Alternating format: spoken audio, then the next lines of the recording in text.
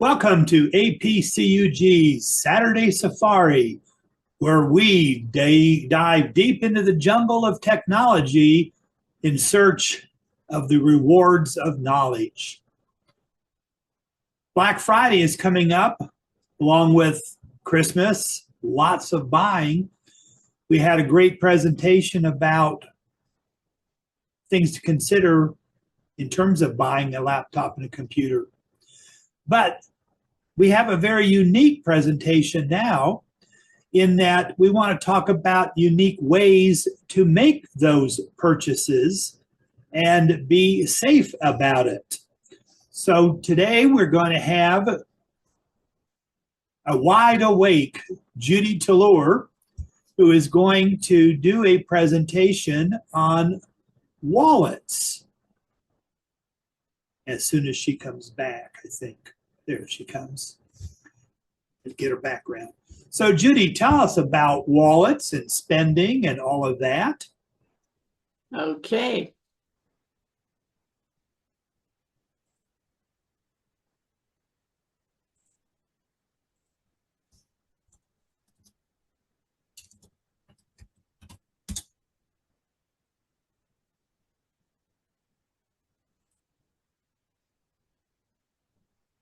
Come on, go down. Just do it that way. So it would be nice. There you go. Okay, discovering digital wallets and having fun with them. Okay, so what are they? They have all kinds of different names. Digital wallet, an electronic system that stores your payment information, online and in-store transactions. You can use it on various devices, computers, smartphones, watches, or even your fitness tracker. An e-wallet, an electronic wallet, is just another term often used instead of digital wallet. Typically refers to an online platform for managing and making electronic payments. And then you have your mobile wallet, specific type of digital wallet designed to be used primarily on a smartphone or tablet for contactless payment. So what do? You hold your device next to the card reader, which uses NFC technology to communicate with your phone or whatever you're using. And I love it. You simply wave your device above the card reader, and by using a digital wallet, you are the one that is in control, not the store when you are, slipping your credit card down or sticking it in to get the chip. It's all on you. It's called contactless pay. So when you make a purchase using a card in your digital wallet, you can have many in there. The wallet sends an encrypted token to the merchant instead of sending the card number, CID, or the CVV number like you always have to give, and your card's expiration date.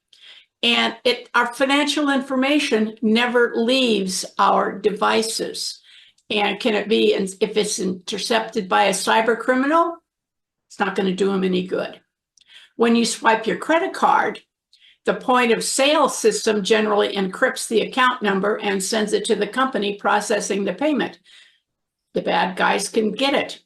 The PO system has been compromised, and we're not going to know that if we're using our credit cards. Any credit card numbers collected by it could also be compromised.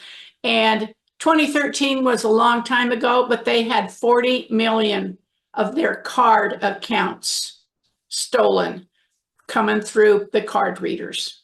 Not going to happen with your digital wallet. So how do you stay safe? According to the Identity Theft Resource Center, same thing that we always hear: avoid unsolicited emails or text messages asking us to send money directly through our digital wallet or payment app. Not going to do that. Only use it if we initiate the transaction, because the fraudsters really like to think they can con you into answering something that they ask you to pay for. So we're going to say, no, I only do it if I initiate it myself. Red flags, payments you did not make using your payment apps. If that happens, report it to the app, immediately change your account password, and make sure you have antivirus software on your device and scan it. Same old that we're always told we need to do. And are they secure? People ask that question. Well, your card information isn't stored on the device. When you sign up for the service, the information is encrypted and stored on a secure chip. The level of safety or security all depends on us. We're the ones that have to set it up. We're the ones that are going to need to know what it is we're doing.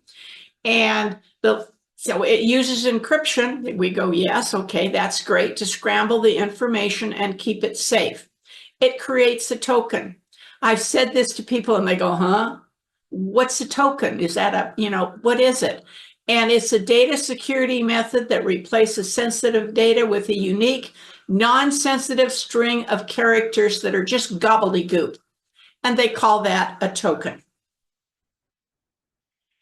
You need multi-factor or 2FA. We're getting told that all the time for our email accounts, etc.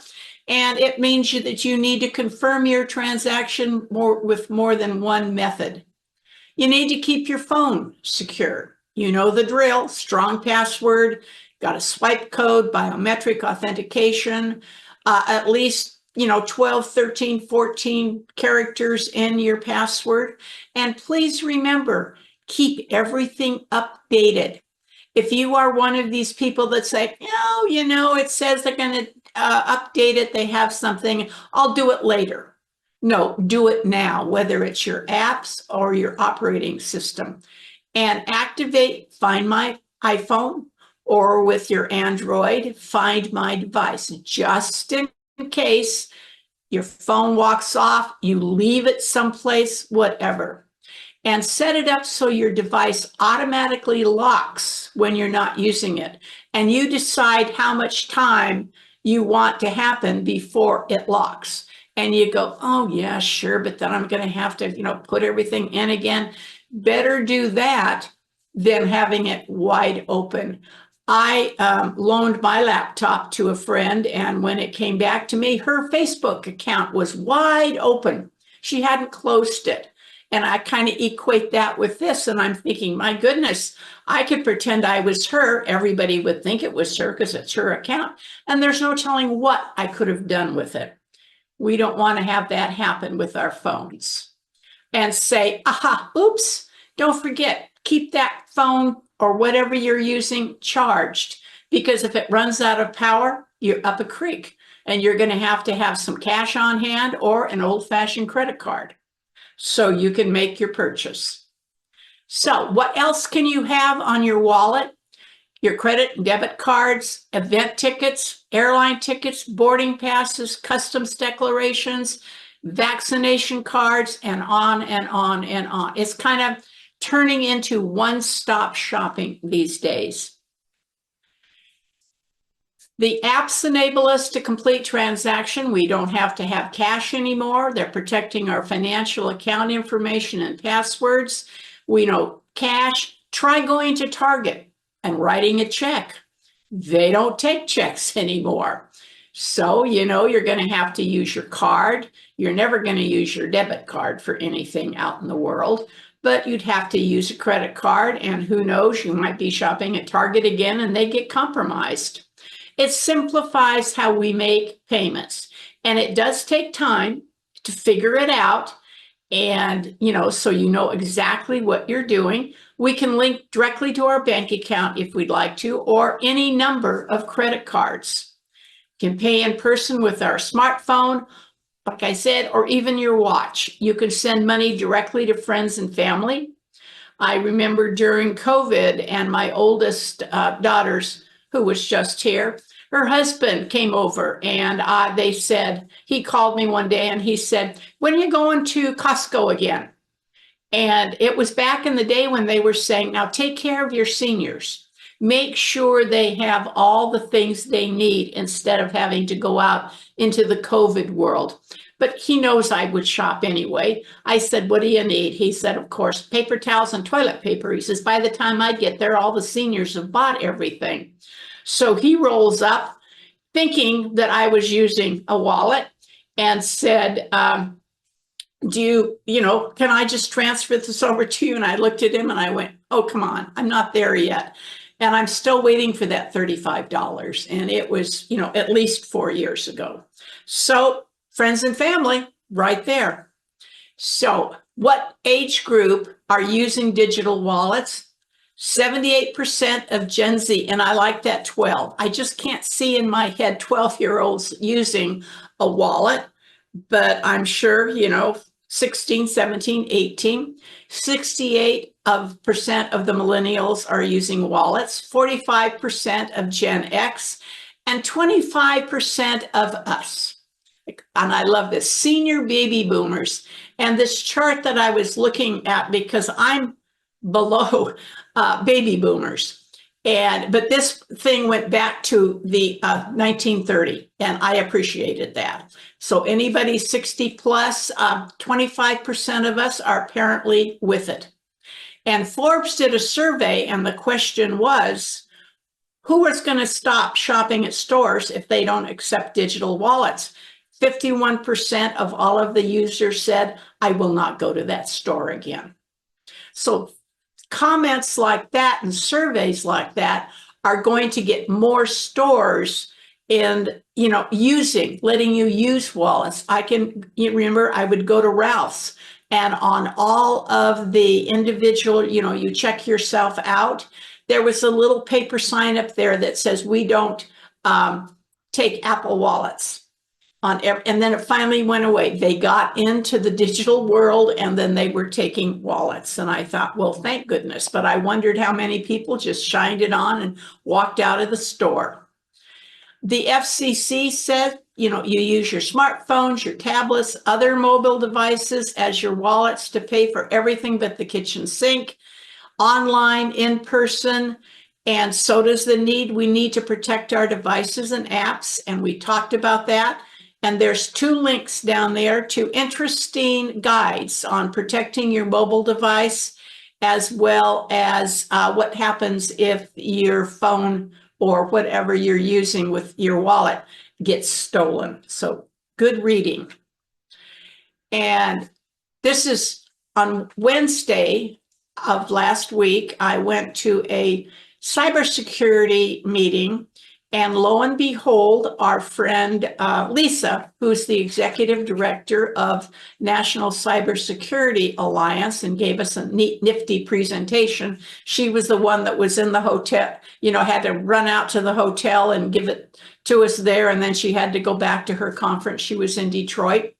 And it was about buying at Christmas time. And I thought, oh, maybe I can roll this into a presentation for my group. And it's all about wallets. So 2023 started seeing a huge uptick of gift card fraud. And there were no slides. All the guy did, who was involved in Homeland Security down in Louisiana, working on this Red Hook project. And the red is supposed to make you think in your head, oh, they must be talking about China. So I found that interesting. And come to find out, starting in 2023, huge uptick on millions of dollars being stolen. And Chinese organized crime, they're using virtual wallets. And I love it. Virtual wallets wasn't the one I talked about, but throughout the entire presentation, he kept referring to virtual wallets. So that's another name. And they are stealing millions of dollars, and they call it card draining. Young Chinese men are brought to the U.S. to work for Chinese organized crime by stealing gift cards. They steal the blank cards from store chains. They will go to all of the Walmarts they can find, all of the Targets they can find, and they will take them to a location, usually with young Chinese women who use blow dryers and other assorted tools to strip the number. They put it into a virtual wallet. Then with a glue gun, they put the cards back together again, and The guy takes the cards back to Target or Walmart or wherever he got them and very carefully puts them back on the rack in various and sundry places.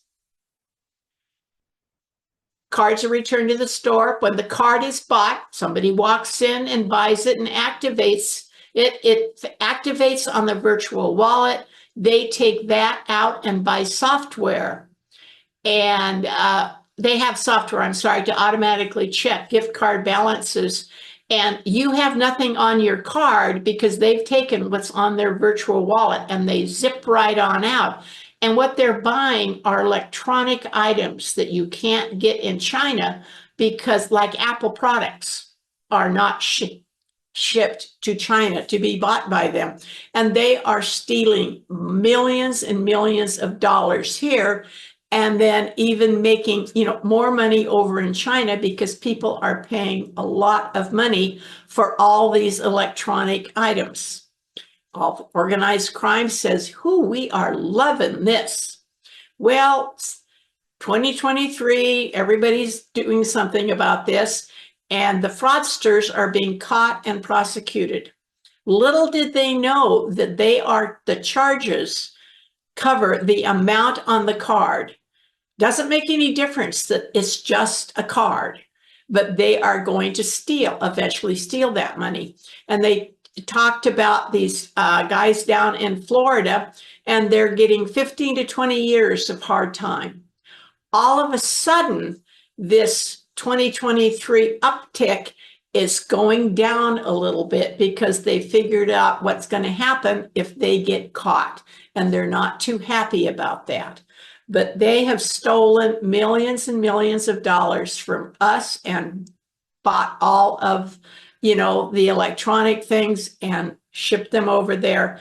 And it's a new version of the gift card fraud on, versus your grandson is in jail and please pay us via gift cards. This is just a different version. Check out the YouTube video. You might want to show it at one of your meetings. It's very good. And like I said, they just sit there and talk. And he was very interesting because he's the head of the program down in Louisiana. And one of the questions was, well, why in the world are the stores not taking, better care of these?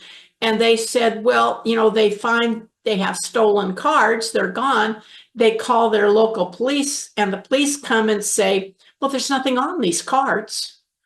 And so they are doing a lot of training for their local police departments across the United States. They're doing training for the loss prevention people in the store to make sure that they can tighten up the process. And there's also a gift card organization, and they've gotten together and they've come up with some ways that they are going to put into effect that will make it much more difficult for the cards to be stolen in the first place.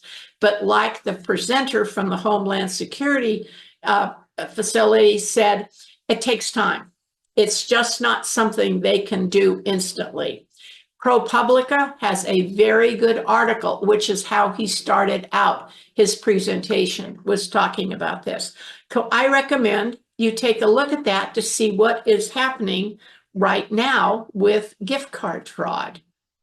So Apple Pay, it's built into your iPhone, your watch, your Mac. You get rewards and benefits.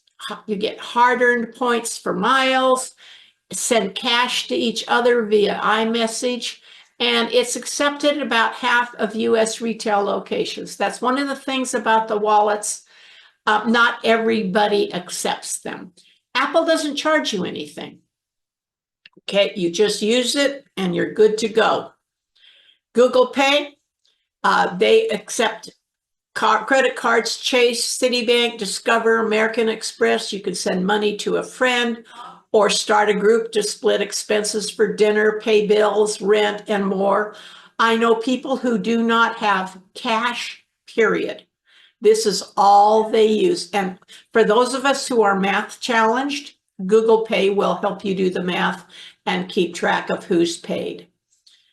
Google Pay send from one person to the other. You can earn cashback rewards when you activate the offers from your favorite businesses. And again, you are not charged anything to use Google Pay. Samsung Pay. It's on several Samsung smartphones, not on other manufacturers' phones, of course. And so that's limiting more widespread adoption because you have to have the Samsung phone. And again, credit cards and debit cards for many banks work. Near universal acceptance, merchants don't need to opt into the program. It's just there. Works with conventional credit card readers. And I love it. All you do is hold your phone next to the reader and need to take off your watch to enter the PIN number. And again, no fees. But if you buy a Samsung product, you also get a discount, 30% off. So you're thinking about buying a new laptop and you're looking at a Samsung or one of the things that Rob talked about in the Samsung world. And you're going to get 30% off if you use Samsung Pay. PayPal. I use PayPal all the time. Buy, sell, send, receive. It's free, person to person, or buying online from a business. Very easy to use. They don't support NFC with the PayPal app, a problem. We use PayPal to pay your dues. And we lose $2, not even $2. Our dues are $50. We actually get, we being APCUG, $48.51. Okay. Multiply your rewards. My PayPal account is attached to my Discover card. I get, it's usually less to pay with PayPal in the first place, and then I get credit and points on my Discover card. So I'm paying less money and I'm getting extra with my Discover card. But make sure that, you don't answer that email that says, oh my gosh, your PayPal account has been locked. That our local sheriff station sent this out last March and said, be aware, there's this scam going around. Venmo works via mobile app on your smartphone. You can sign up with your Facebook account. I don't recommend signing up with any other app's account, whether it be Facebook or anybody, that just make it your regular, ordinary email. And you can send or receive money from other Venmo users. Phone number, email, as the app can access your Facebook or phone contacts. Do you really want that to happen? I personally don't. And if the recipient doesn't use Venmo, they say, you really should create yourself an account. It's really good. And few retailers are accepting it at this particular point in time. And if you have a Venmo balance, the free 3% fee that you would need to pay is waived. You got a bank account or debit card. Otherwise, it's going to cost you 3%, as opposed to all the others are free. And this is called Zoom, only with an X, and it's another product from PayPal. And you can send money from the United States and Canada to 137 countries. You can send it to a recipient's bank account, debit card, mobile wallet, send cash for pickup. You're traveling and you just want to be able to get money when you're there and you want to have it to be your own money and you want it to be easy. You can send money directly to your recipient's door. You can pay international bills. If that's what you want to use your wallet for, you're going to need to make sure that the app that you choose does that. They have anti-fraud verification system, and you will always know what you are going to need to pay, or they are going to deduct when you use this app. So, you might not want to use this, period. Cash App. Person to person, between friends and other people you trust. Cash tag is the name that each Cash App user sets up within their app profile. And it can come for your Cash App balance. You can link it to your bank account, your credit cards, you name it. And it goes into your cash account first and then can be withdrawn to a connected bank account or credit debit card.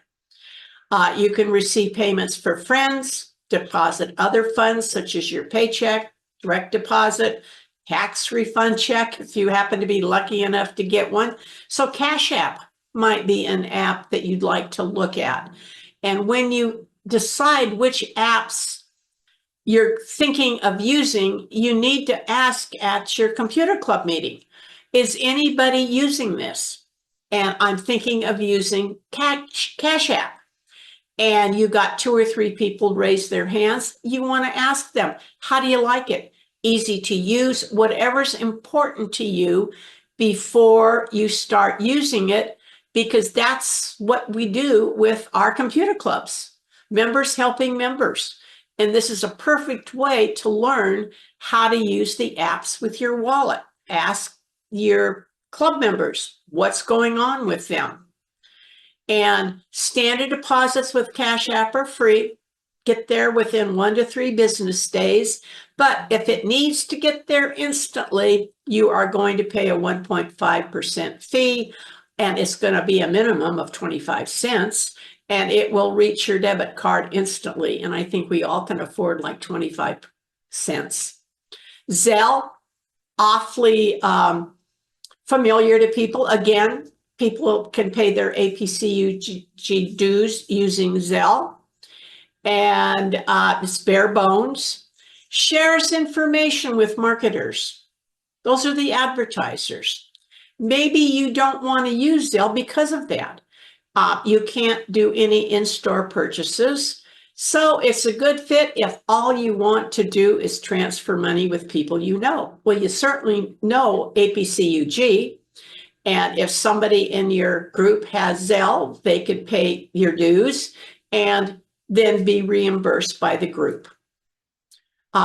Easy, free, fast, minimum setup. Hey, that sounds really good.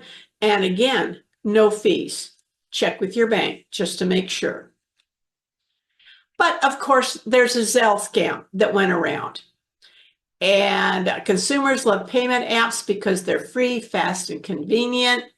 And Zelle was put together in 2017 by America's largest banks to enable instant digital money transfers. Now, have you been using a wallet, or anybody, since 2017? It comes embedded in many banking apps, and it is, according to my source, by far the country's most widely used money transfer service. And this is what my kids ask me if I use Zelle. And Q4 2023 was Zelle's largest quarter to date. They transacted more than 219 billion across their network.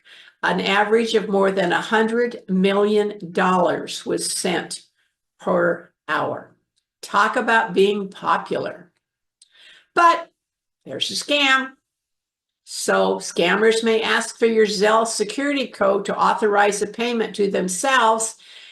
And they say, if you get scammed, well, you shouldn't. We all should know better because we're techies. They say, please file a claim with us and your bank and your credit union.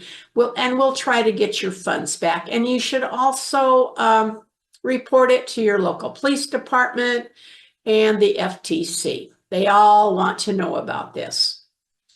And this is one of the scams that was around, and this lady fell for it, and they drained her account, and she ended up with $6 left in her account by the end of the ordeal.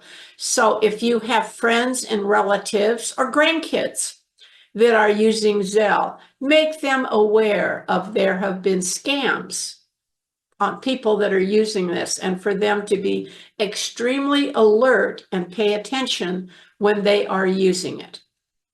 Okay. Okay, said second line there, can't retrieve the money. That's a problem. Amazon Pay, they want money to use that. Online and mobile payments, 2.9% plus 30 cents per transaction.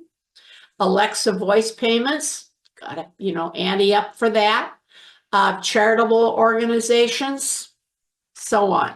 So when you decide what you're going to use, they will let you use your credit or debit cards, but do you want to pay 2.9% plus 30 cents per transaction when you have other ones that are totally free?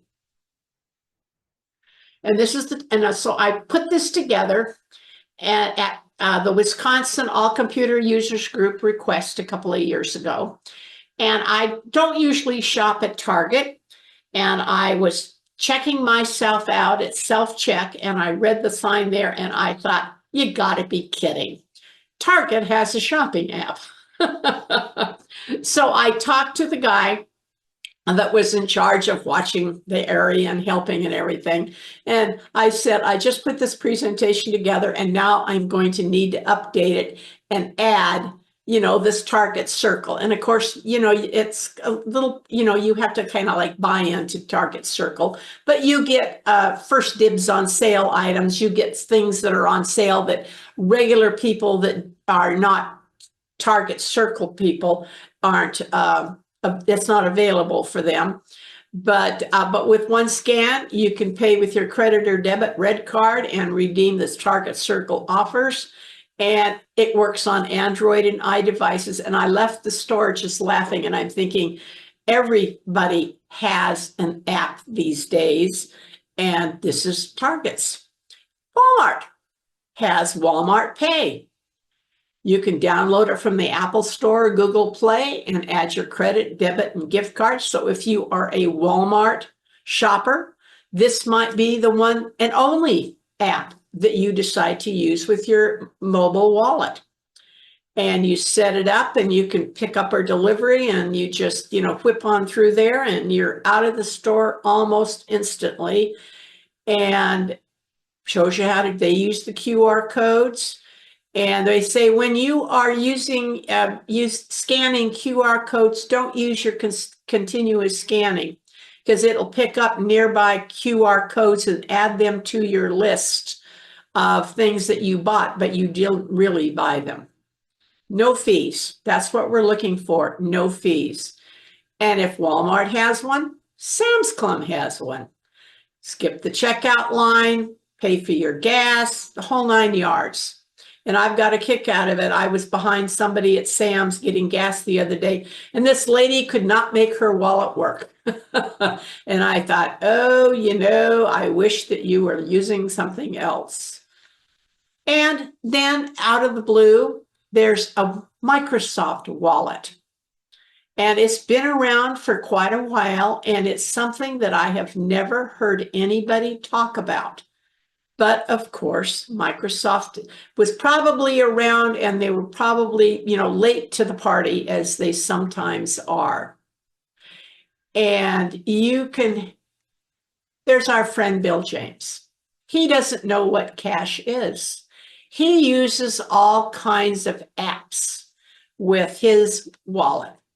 He's got Apple Pay, Western Union for places that he needs to get money to, that's what it takes, Western Union. He uses Venmo. He loves Cash App.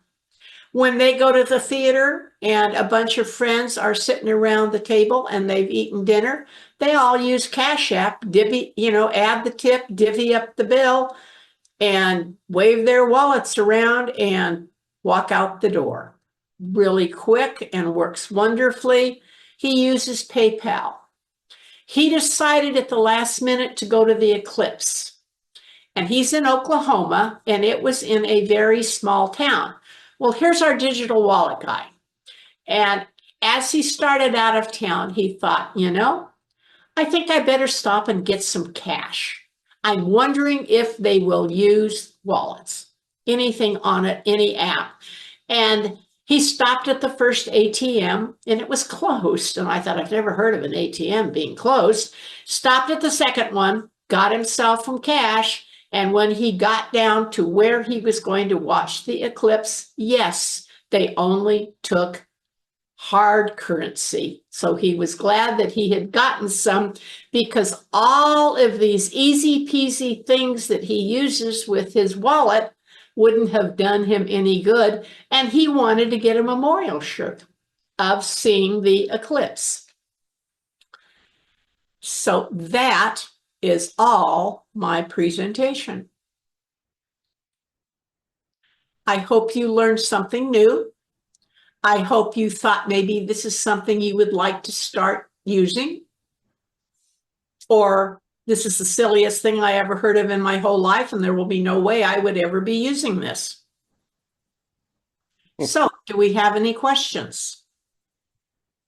Phyllis, unmute yourself, please. Hello, my first time being at your meeting, but thank you so much. You're welcome. Philadelphia PAX member. Right. I am thrilled to hear you talk about this. And you mentioned in the very beginning using the app for everything, driver's license, healthcare cards. I used StoCard, which disappeared. I'm not sure if you're familiar with that. It sold out. StoCard, STOCARD. Bill James, have you ever heard of that? You may as well unmute yourself. No, I have not. Nope. Okay. And he's the wallet kid, let me tell you. Well, I use a dollar bill if it oh man. I don't use it necessarily for paying all the time, but I store all those little key courtesy cards, which I guess I misunderstood. I thought that's what we were going to talk about, but this was even better what you did. Thank you. I have all my little courtesy key cards in an app on my phone, so I don't have to carry them around, including my driver's license and my healthcare cards, my memberships to, you know, the parks, the museums, and they accept it when I scan the barcode. But they sold to another company, which is a sales company, right? So it's like coupons and notices. Do you have any suggestions from anybody on what I could use for a key card to replace, you know, to hold all my membership cards and everything? Mr. James, what's your answer? You can use any of the phone apps, the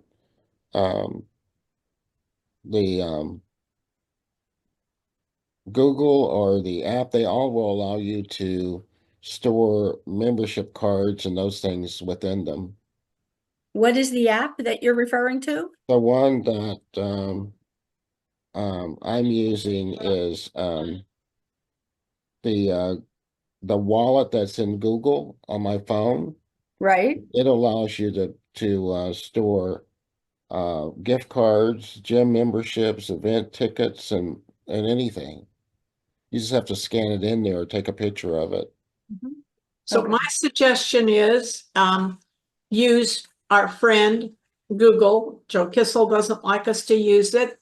John wants us to use DuckDuckGo and ask the question. And when I ask a question, I ask it just like in a full sentence, like I was asking any of you guys. I figure they can pick up all the keywords out of the sentence that they want. And it'll tell you which ones you can use, and you can decide if any of them work or something that you want to work with.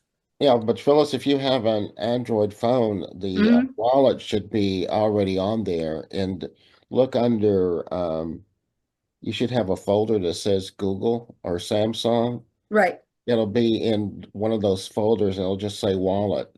Okay. Yeah, I started trying to use that.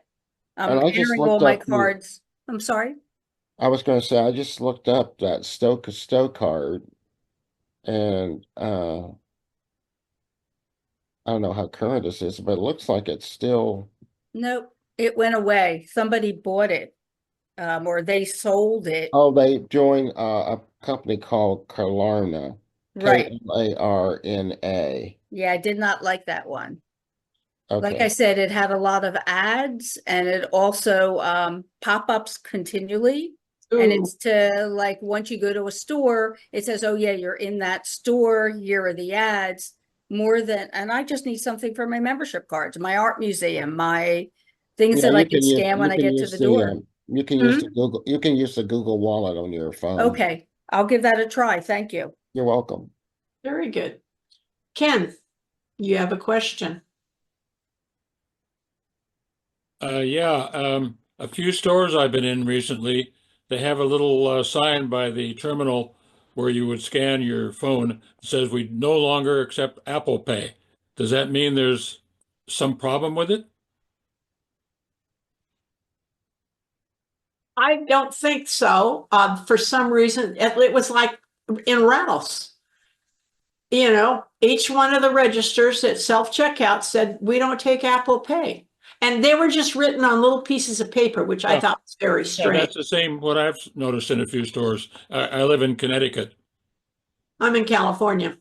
You ask, I have no clue why, but I'd ask the manager and Yeah. say, all he can do is say buzz off, or he'll answer your question and let you know why whatever the company is no longer using Apple Pay. Maybe they've gotten burned, who knows? But please ask the manager. Yeah, I will.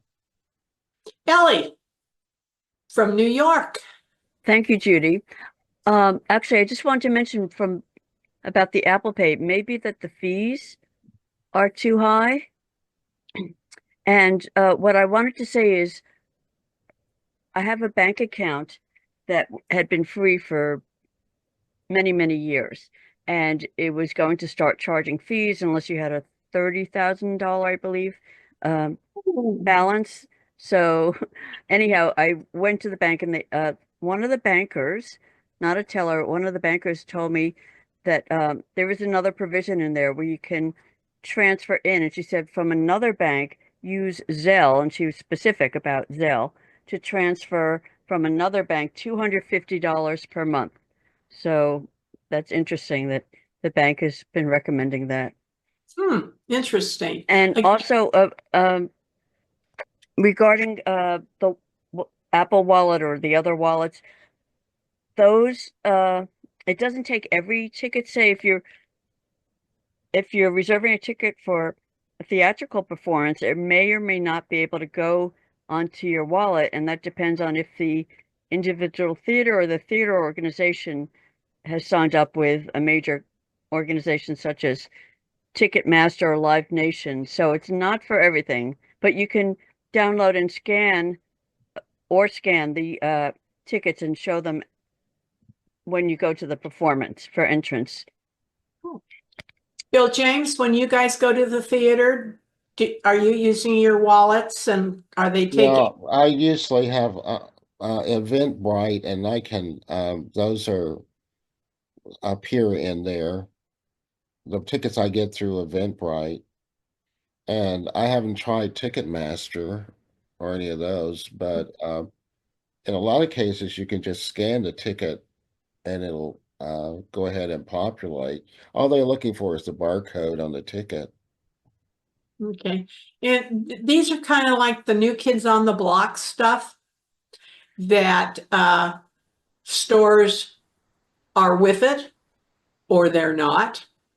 And you're right. If the fees are too much for them, they're not going to be interested in it. That could be Kroger's, Ralph's thing, and now they own the world because they bought Albertsons and Vons. And everybody in my area involved with those two stores are running scared that their stores are going to be closed and all this good kind of stuff. But let your fingers do the researching with your favorite search engine and find out what's going on out there. And again, as these mature, more people are using it, some of the rules and regulations might change. Richard. Yes. Is it easy to control the digital wallets if you have more than one digital wallet on your phone? And also those individual wallets, is it easy to control if you have two different credit cards in that wallet? Okay. Ellie, again, or is that still up from before? Okay, yes, I just want to say one other thing regarding cash, and I have a feeling that pretty sure that our society eventually globally will be going to a cashless society. Like Bill was mentioning, I'm sorry, yeah, Bill was mentioning he doesn't carry cash, but restaurants are charging a service fee when you use a credit card. Many restaurants, not all, especially higher price ones. So often you can pay in cash if you're planning ahead. You take the cash with you, and also it's a good thing sometimes to pay the tip in cash, whether you pay the whole fee or not in cash, just because you know it goes to that server if they've been giving you good service. I always pay my tip in cash. I did that a couple of days ago, and the person I was with thought I was absolutely crazy. Yeah. When I get money out of the bank, I get tip money. I get spending money, and then I get tip money. And automatically, and I said, hey, I really don't know how much or if they get it if you charge it, so to speak. Do they actually get the tip? And so that's just all, that's been my policy for years. Yeah. Kent, you're on. Yeah, I just checked on Google, and the merchants don't pay any extra when you use Apple Pay.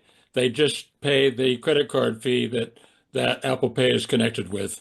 Okay, just the normal fee they have to. So that's interesting. I guess if I'm not shopping at Ralph's anymore because I like Albertsons better, but if I do happen to run in and I see that sign, I shall ask, for heaven's sakes.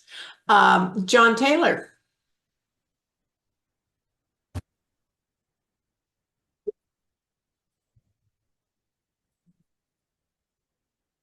Your question?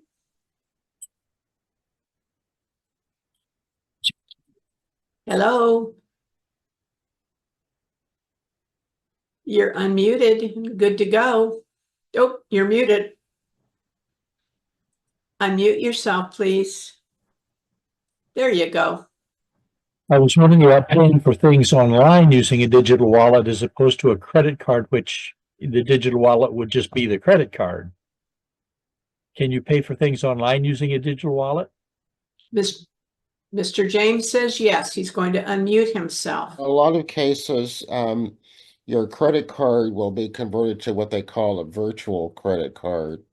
So like a Capital One, if you use that, you can request to use your virtual card, which is a different number than what's on the actual credit card. And it's only a one-time use. That's been around for, eons, that, you're going to buy a magazine subscription or something, and you can buy it with a credit card that is not your actual number. That's back in the day, it wasn't called a virtual one, but you can do that. And then if that number is stolen, it doesn't go anyplace because it's not listed on, gee, it belongs to Judy Taylour. And so that's a good thing, but that's one of the good things that works with your different wallets. Gabe Goldberg.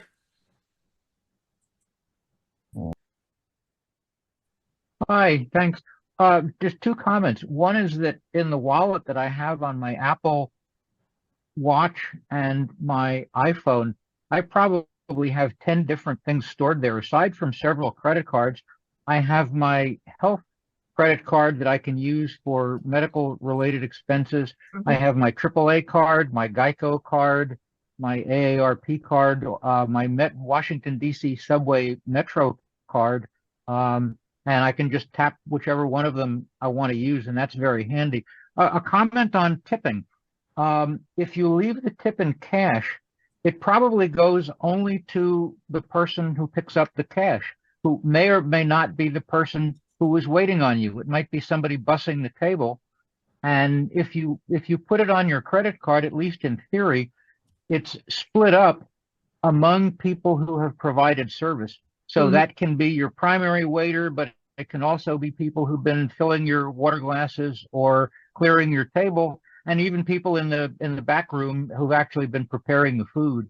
So there are pluses and minuses to charging it or to leaving it in cash. Leaving it in cash, it may not go where you meant, and it may not be split among all the people who gave you a happy dinner.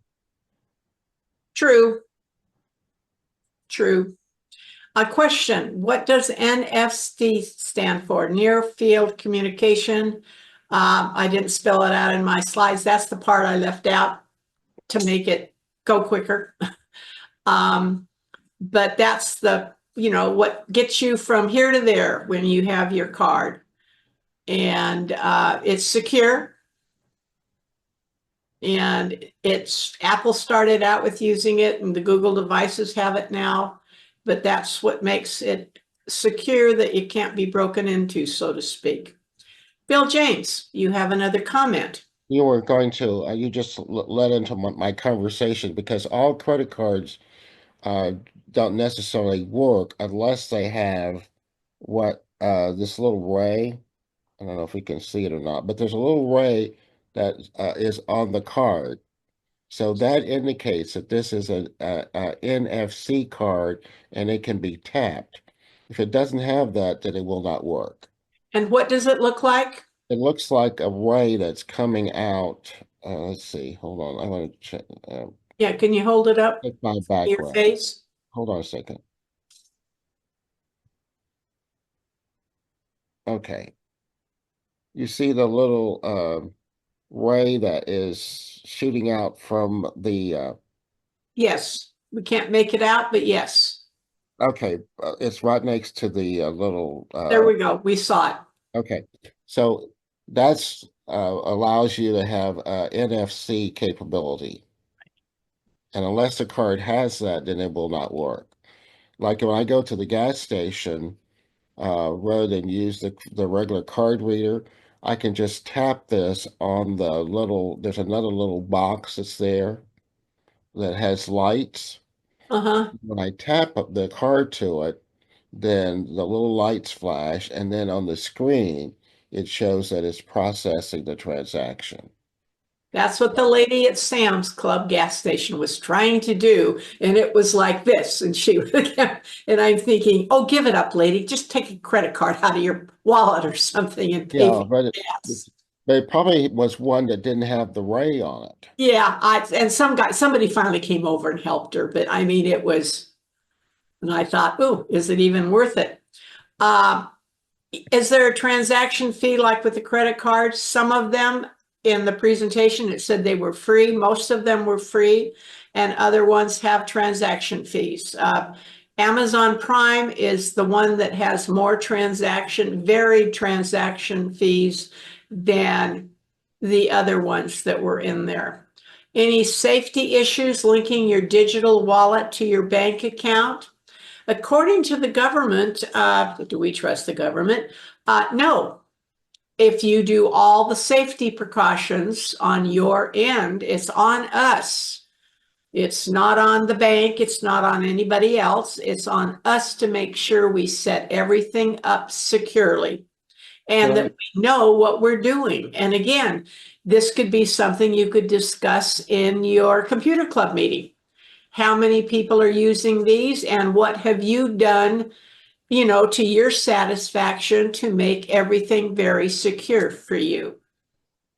For instance, if you're using Cash App or Venmo and you want to link your bank account to that service, you use the app, and then the app will actually go and get permission for the bank to link it.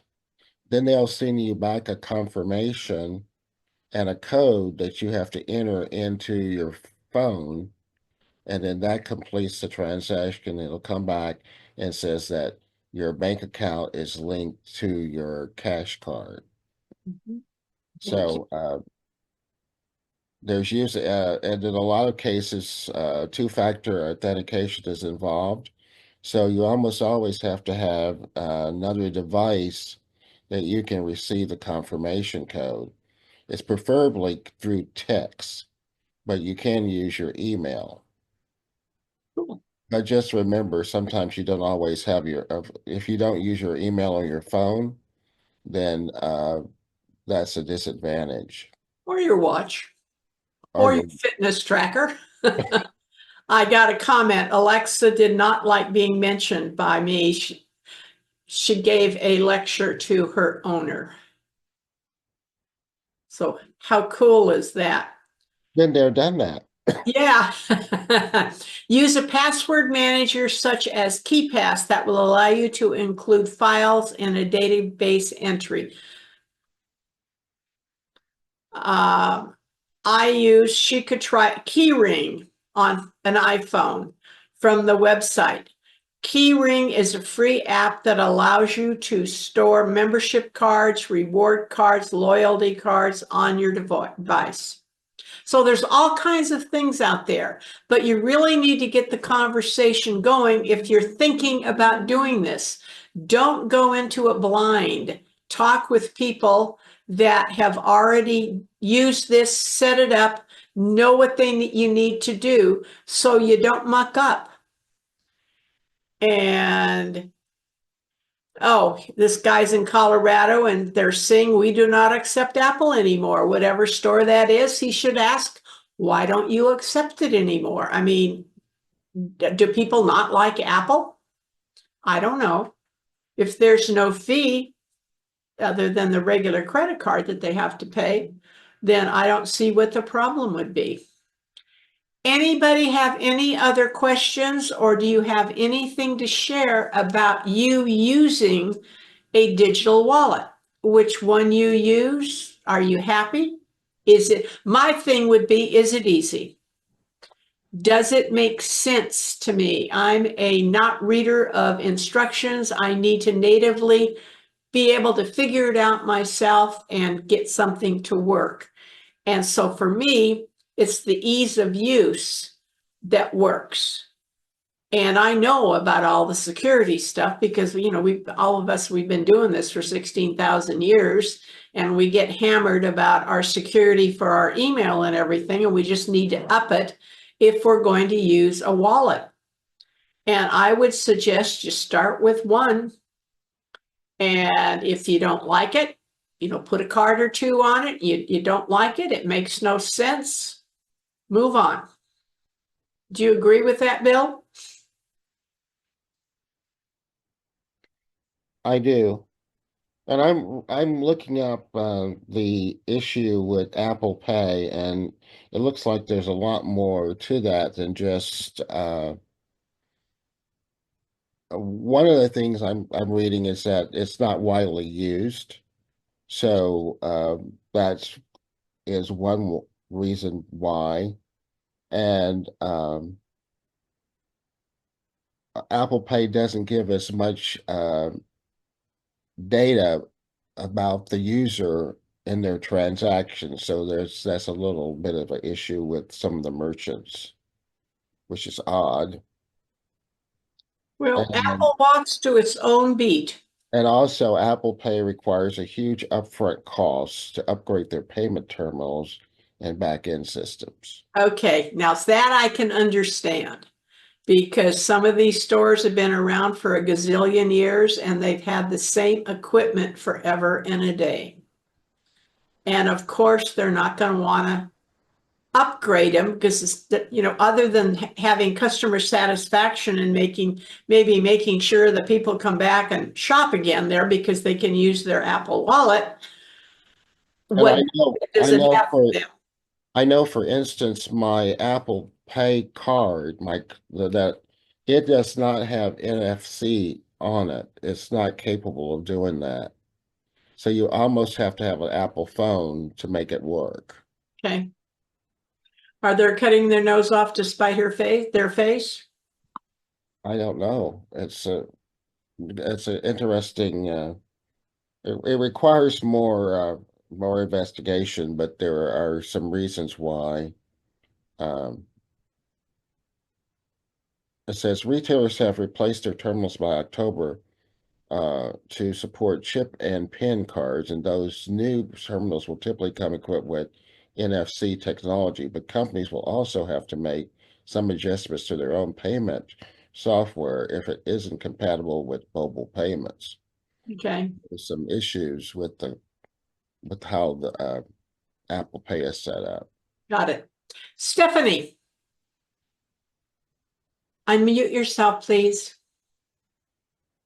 When I have my phone in my hand, but it disappears, you know, and I don't notice it for a few hours, is there anything to prevent them from somebody just using it? Do they click on one of these wallet things and they can use it? Yeah, that's why in the presentation it said set a timeout. You know, if you are prone to, you know, popping your phone down someplace, even at home, set it to turn itself off in 5 minutes. I don't want it turned off But in 5 even- minutes if I have to put a 12-digit thing in it all the time. Right, but that's the penalty. You have to, you know, log back into it again, so to speak. But Stephanie, you have to log into, even if you have your phone unlocked, you have to log into your Apple Wallet, or I mean, you have to log into the wallet. Mhm. Okay, now what kind of a thing do I have to do that?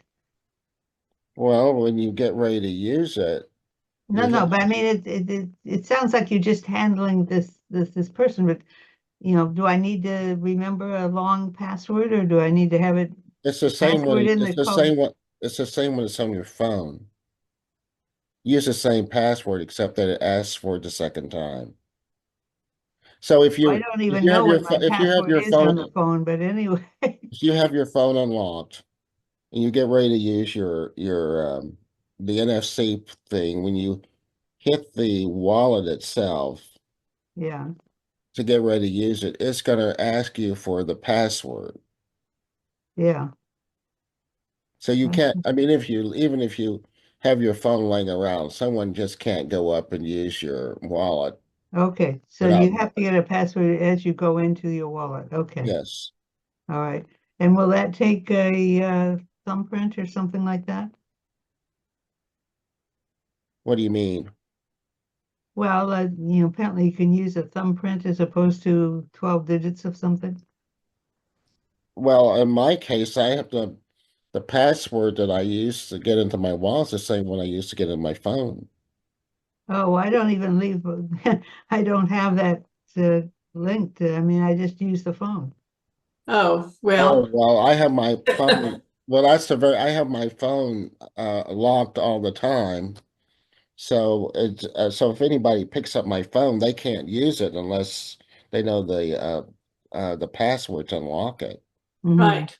One possible question was if you have a thumbprint to get into your phone, will that thumbprint work to get into your wallet? Yes. Yeah, I neglected to put in a thumbprint when I first got the phone, so I'm not even sure I can do that now. You But can still do it by going in and to your settings and go to hold on a second. Go into security and privacy, and it'll allow you to set up the lock screen again, and you can add a thumbprint, or in some cases, some phones have eye recognition. Depends on your phone how it works. My phone both has eye recognition and thumbprint. I use the thumbprint, but you can set up whichever way you want to. But I strongly suggest, even if you don't have any kind of financial stuff on your phone, always set up a lock code. Just don't. Yeah. well, I just get very annoyed because I use it very intermittently, and I don't like, you know, getting into things every 10 times or something like that. It's just extra time that I have to spend. And I live by myself, and you know, but I don't keep the the phone with me all the time because I garden and things like that. So it's, you know, be around the house and overnight, of course. Oh, it's Stephanie, that's be- even more cases. If you're outside Oh, gardening, yeah. you should have that phone in your pocket. What if Yeah, something Stephanie, what do happened? you do when you go to the grocery store? Do you leave your phone at home? No, not usually. Well, Okay, then you should have a, a thumbprint or something. But remember, if you have a thumbprint, or I had a pointer print, and my digital asset presentation, that when you're no longer here, don't forget, somebody's going to need to be able to get into your phone. And if you are no longer with us, your thumbprint or your pointer is not going to work because they are cold. And But they can Somewhere still get it, else. but they can still get into the phone with your passcode. yes, so you Because you need use to a have your passcode too. Just because you have a thumbprint doesn't mean you can't use your passcode to get into the phone. Right. But the But you thing that really disturbs me about us seniors not having our phone with us is a safety aspect. If you're out in the yard doing something and you have some sort of accident or something happens, you have no way to communicate with anyone. So I just strongly suggest, carry your phone with you at all times. It just And if you garden and you bend down and it disappears and it crashes and I haven't Put it in- ruined any phones. Some put it in people your ruin their pocket. phones dropping them all the time. And Put it not to in your mention pocket. water that gets on you and stuff Put like it that. in your bra.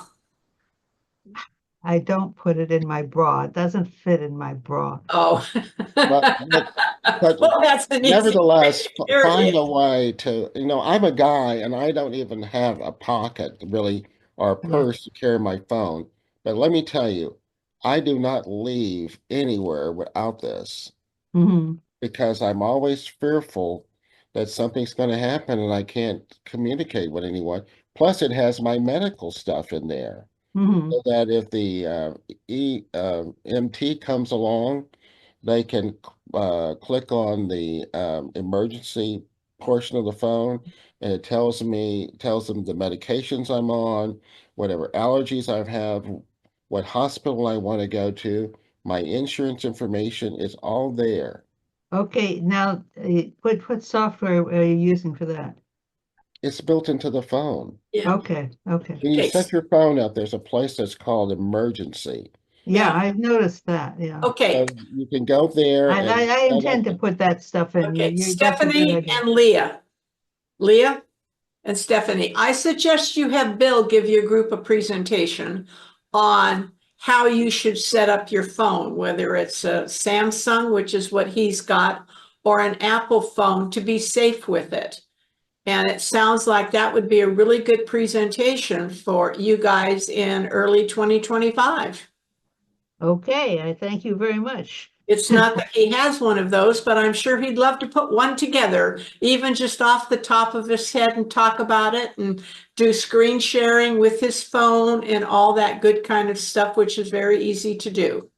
Okay, you guys, I expect you to schedule this for him. Send me a speaker's bureau I'll send you the request. thing. I love having suggestions.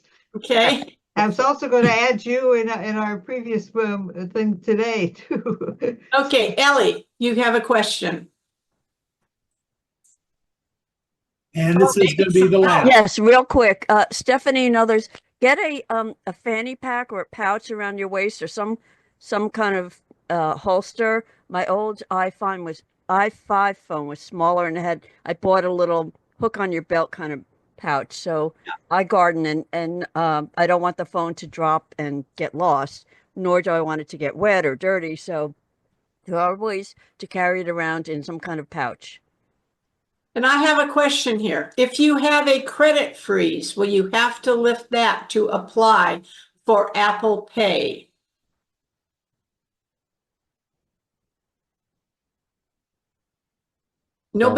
Anybody know the answer to that? Another research question. But Bill will Google it for us. No more questions. John? Yep. And I'm going to thank everybody for being with us for our Saturday safari. We will be back again probably in February. That'll be the next quarter for another Saturday safari. We're going to take a short break right now. The Zoom team needs to have a little break because they're all APCUG officers. before we start our meeting. So I want to thank everybody for attending. We'll be back not next week because we always skip a week when it's a Saturday safari. So we will be back on the 20th with a presentation on Bitwarden, a password manager that was brought up a number of times this past few months. And Al will be here for his final part 3 of his scammers and other scummy people like that. So we'll see you on the 20th for that. And right now we're going to take a short break.